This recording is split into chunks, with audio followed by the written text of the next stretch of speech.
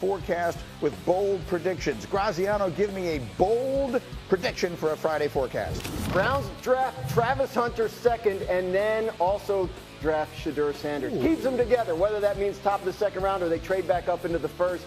I could do this with the Giants too, but I think that's my bold prediction is those two end up on the same team in the NFL. Oh, I really like that. And I like it with the Browns because I believe that Hunter is going to go 2 ahead of Abdul-Carter. I don't have any inside knowledge of this, but that feels like the direction it is going. Mike T, would that, if you have Travis Hunter, would that be more, would you be more inclined then to favor Shedeur Sanders based upon their obvious chemistry? Absolutely, and they're really well positioned because they do have a second-round pick. Unlike Pittsburgh, they have a big need, even though they signed Joe Flacco. So Roz's idea is interesting. It's somewhat plausible. They would obviously have to thread the needle with the trade back up. Absolutely. All right, J-Mac, where do you hear this one? Tannenbaum done lost his mind. Uh-oh. Here we go. What is your Friday forecast, Mike Tannenbaum? Abdul-Carter is a New England Patriot because Shedeur Sanders goes 3 to the Giants, and now Mike Vrabel gets the best pass rusher since Micah Parsons, and it may be somewhat improbable, but you never know. What is making you say that? I mean, what feeling is giving? Where are you getting this feeling from? If John Mara says we're taking a quarterback, we're taking a quarterback at 3, 6-1 in the top 12. We're taking a quarterback. That's why we're out there for Shedeur, and we're finalizing the decision this weekend. Everything tells us that they're not taking a quarterback at 3.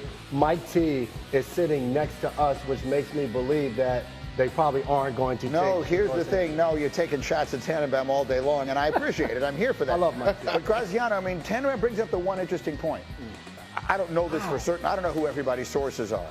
But I'm guessing one of the people that is not talking to a lot of reporters about this is the owner, John Mara. Yeah, right. So at the end of the day, if he walks in the door and says, no, we're taking the quarterback 3, that pretty much ends the discussion, right? You would have to believe that that conversation would have happened already, right? I mean, like everybody, you only have to have 3 guys on your board, right? So for the first round. So if that's true, then why are they working out potential second-round quarterbacks? Like they're going to great lengths to get to Boulder, Colorado, and Mobile, Alabama, and Louisville, Kentucky in this 3-day stretch when they could easily be home going over their draft board. It would fit the draft, though, because we never know what's going to happen. Everybody's saying it's not going to be Shedeur, and then we get to draft night, and it absolutely is him. And it's just like, with all the work and everybody convincing himself that he's not that guy, he really is. To J-Mac's point, Greeny, if we were sitting here 1 year ago today and I said, hey, 6 quarterbacks are going in the top 12. I never would have believed it. No, if Michael Penix is going to go to Atlanta,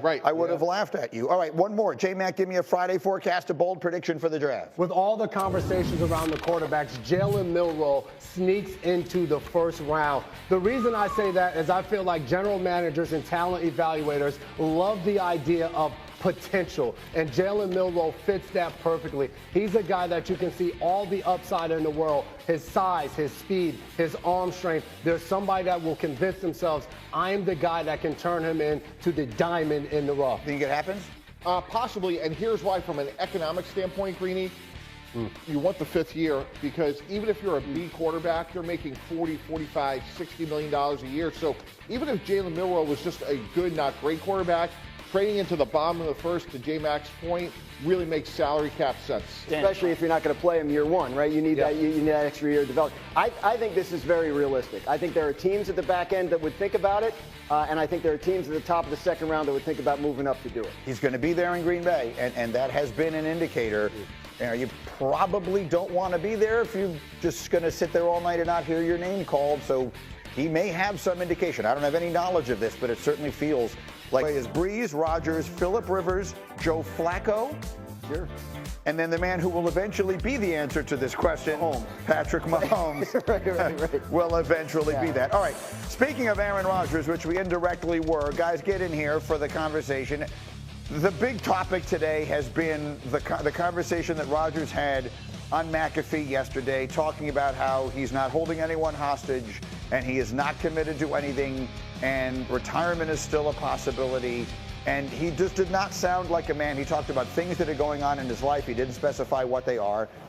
But he does not sound like a man who was anywhere near making a decision to come back and play football at all, much less to come back and play for the Pittsburgh Steelers. And my reaction was, look, Rodgers makes so many people mad, and that's fine. I'm not his PR person.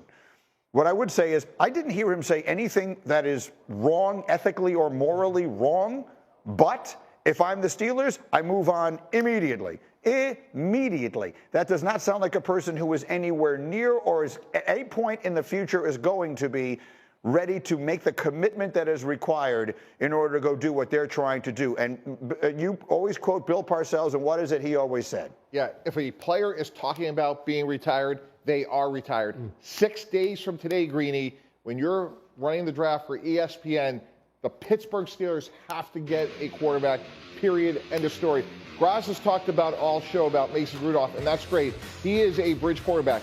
But if we're spending $30 million a year and a second-round pick on DK Metcalf, the plan wasn't for him to get passes thrown to him by Mason Rudolph. You are all in to get a quarterback. Somehow, some way, you're starting at 21, you go up and get one. It does make you wonder what the plan was, right? I mean, the Steelers are a well-run organization. You can certainly question some things they've done of late, as you can with anyone. But the truth is they're a well-run organization. They let Russell Wilson walk out the door willingly. They let Justin Fields walk out the door willingly. They've obviously never had a guarantee from Rodgers that he was coming. So what has been their plan from the beginning? I mean, do we have any sense of this? You keep saying what is it they thought was going to happen that hasn't? Greeny, again, you go back to last year, 6 quarterbacks in the first round, and I'm sure they're saying, hey, we're going to get one of these 4 guys, meaning Cam Ward, Shedeur Sanders, Jackson Dart, or in most people's Tyler Shugg out of Louisville, and we'll, play good defense, and now we got these 2 great receivers. Is that the plan? Yeah, having the 21st pick in this year's draft, where 6 quarterbacks are not going to go in the first 12 picks, right? You know you're going to be able to get somebody, and you have your list of candidates. So I think the Steelers know they have to address this for the long term at some point. Don't have a second-round pick. They traded it for DK. So in the first round, I think they're a really solid bet to take a quarterback, and it may be a matter of them sitting tight and seeing which one falls to them, because trading up is going to be difficult. They don't have as much draft capital as some others. If you're TJ Watt, and I don't know what he's throwing up the peace sign and all that kind of, and you got all these other veterans in there, are you good with that? Are you good with the plan being like a young quarterback who is not coming in with the pedigree, unless it's Shedeur, not coming in with, the sort of the can't-miss prospect kind of status that a lot of last year's guys did? Are you good with this? No, because they're not in a position to just feel great about the draft. We're saying 21. When we say that about a team, they're usually drafting in the top 5. We're just like, all right, at some point, one of these quarterbacks are going to fall for them.